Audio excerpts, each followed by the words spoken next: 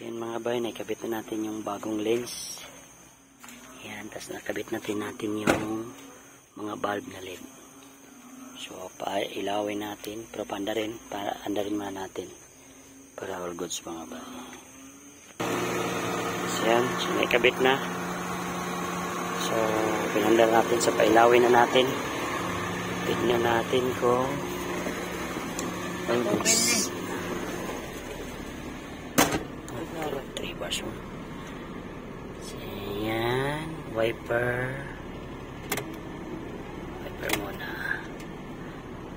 Tapos patayin natin yung ilaw. Arc light,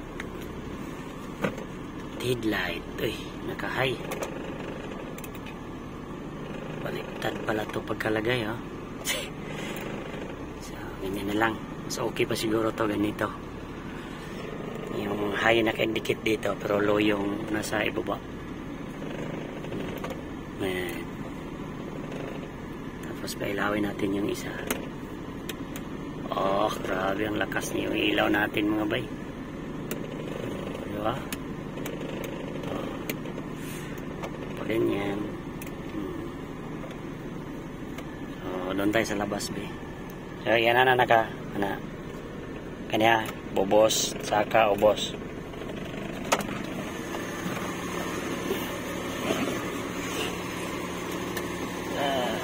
So, maganda na siya tignan mga bay. All goods. Tamang-tama lang yung so, hindi siya masakit sa mata. Tamang-tama lang. Kasi malinis na kasi yung lens tignan. Dito sa loob, makikita na natin. So, yan po. Yan. So, yan po ang kanyang high. Yan po yung high. Low. High. Okay. Ewan.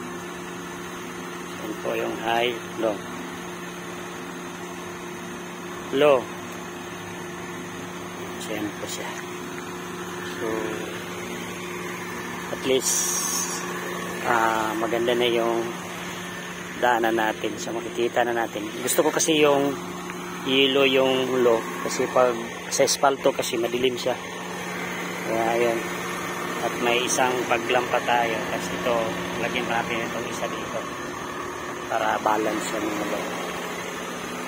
So ayan. At least naka-lead na tayo ng bulb mga ba. So yan lang ang update ni Cherry mga bay. So ikabit muna natin yung isang belt natin doon mga bay. Let's go! Magpipintura na tayo. Ito na po yung feed niya sa likod. Yan. So ito yung likod unahin natin kasi una ito makikita. Tapos yung napanilang dito pa. Oh. Yan. So tapos na itong maklear mga bay. Hindi ko na linilihaan. So, diretso na to mga bay. Mga bay, tapos na napinturahan. So, yan, bumalik na yung color niya na maganda tignan. Goods na. So, yan, maganda na siya. Yan, wala na yung mga fade, pati yan sa taas. Wala na.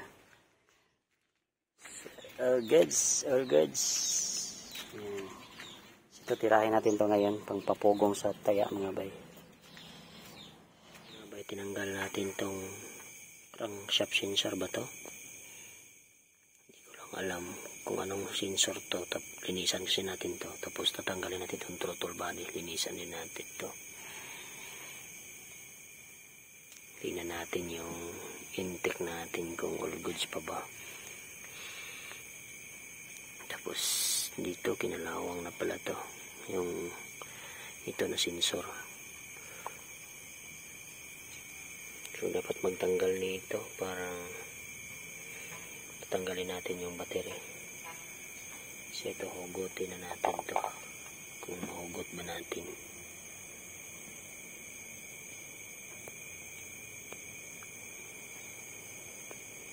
May spring ba to nakasama? Or wala? Parang sinubukan na siya itong hugutin kaso hindi siguro mahugot ba. No, parang ganito lang yung paghugot.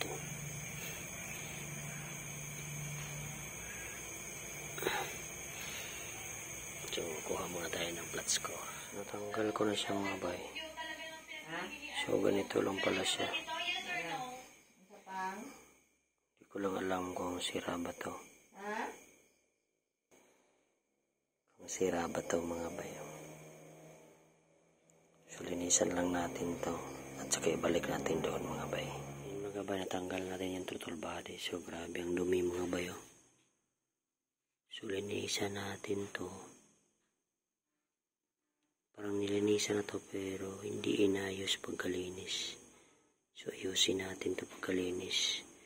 Makukuha talaga yung mga dumi mga bay. Hindi ko lang alam kung ilang size to. So, kunan natin tong size kung ilang to na throttle body. Parang malaki talaga to na throttle body mga bay. So, yung dinisable na dito mga bay, may hangin na nakikita ko yung dalawang hose dito pala yun Pakita ko sa inyo bukas. Dito pala yun. Tinanggal nila. Hindi nila binalik. So, alam kong maraming tulong yun kasi hangin yun. Dito may dalang butas. Kita nyo may dalang butas dyan. Dito yan. Tapos ito, breather to. Linisan natin to na breather. Hindi ko lang alam kung saan to ilagay na breather. So, dalawang hose to nilagay. So, lagyan natin to. Pero balik to stock talaga siya. Tapos ito, linisan natin to.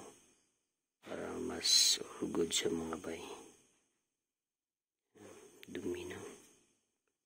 Parang may oil pa. Nakasama. Kaya linisan natin to para maganda na. Kasi parating na yung dito, yung sa hangin natin na minor, karating na yun. Kaya yun ang ipapalit natin na bago mga bay.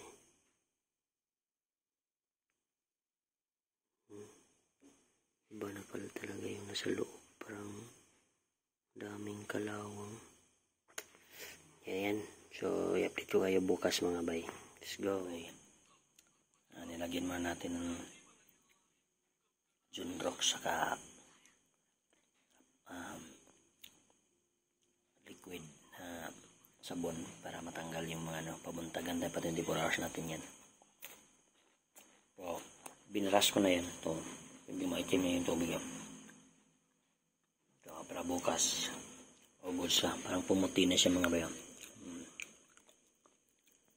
Bukas, puputi na yan mga bayan.